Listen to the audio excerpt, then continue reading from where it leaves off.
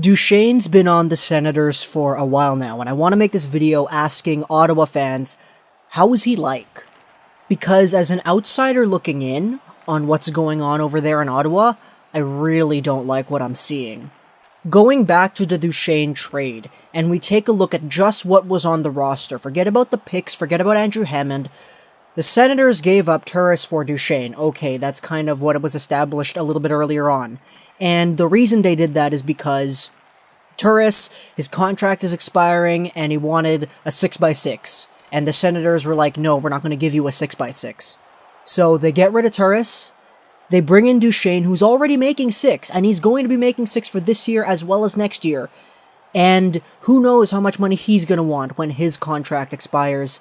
And so far, Matt Duchene has 1 goal in 8 games with the Senators, and Kyle Turris, on the other hand, he's got 5 points in 7 games on Nashville's second line. Now, I don't want to make this comparison just looking at the players right after the trade, because, you know, one player is going to be better than the other, that's kind of a given. But Turris is a player who was consistently putting up better numbers than Duchene.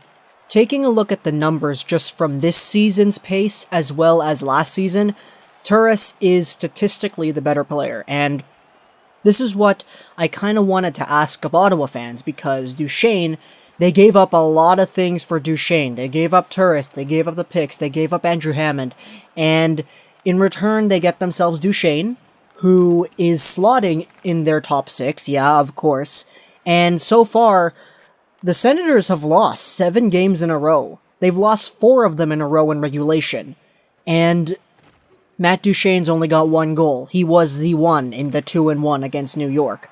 So, I want to make this video just asking Ottawa fans, was it really worth it? Because Kyle Turris is having a better season than Duchene right now with Nashville. Okay, you could have said, oh yeah, well that's kind of expected, just give Duchene some time and he'll be okay. Okay, you can say that. But this doesn't address any of the issues that you guys had with Turris at all. Because you guys had an issue with Turris in that you didn't want to give him the money that he asked for. Nashville, they would have been willing to do it, so that's why he signed that 6x6 with Nashville. So, instead of giving Turris away for something else, you guys get Duchene, who's already making 6, and whose contract expires a little bit down the line. What's he gonna ask for? What if he asks for a 6.5? What if he asks for 7? Are you guys gonna have to trade him too? And if that ends up happening, what is the moral of the story here? At this moment in time, with Matt Duchene on his 1 goal in 8 games pace, there's no rational explanation as to why this trade occurred the way it did. And this is why I was saying that Nashville and Colorado ultimately won the trade, and the only loser of this trade was Ottawa. Because the Avalanche, they gained what they wanted, lots of young guys, depth players, and picks. The Predators, they got themselves a roster player in Kyle Turris without giving up a roster player.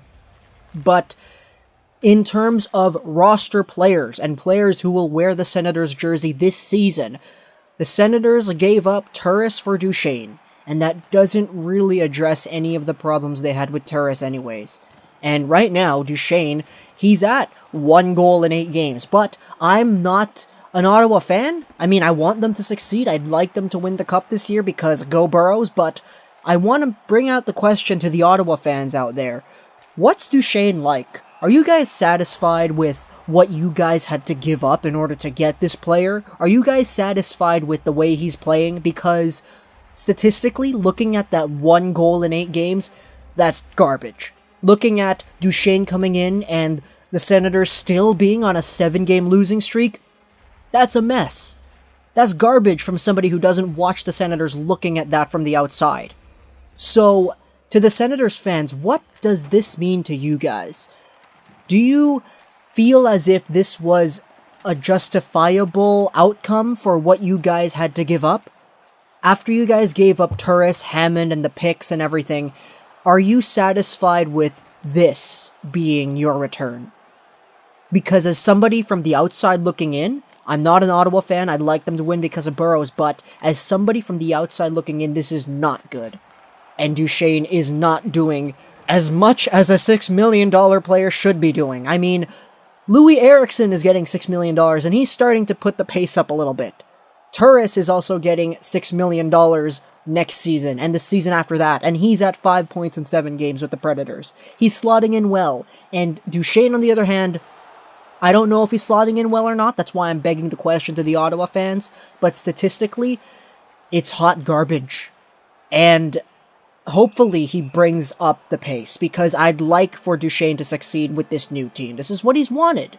He's wanted a different team, and didn't want to play on the Avalanche, and now he's not on the Avalanche. So the only thing I could wish for him is success.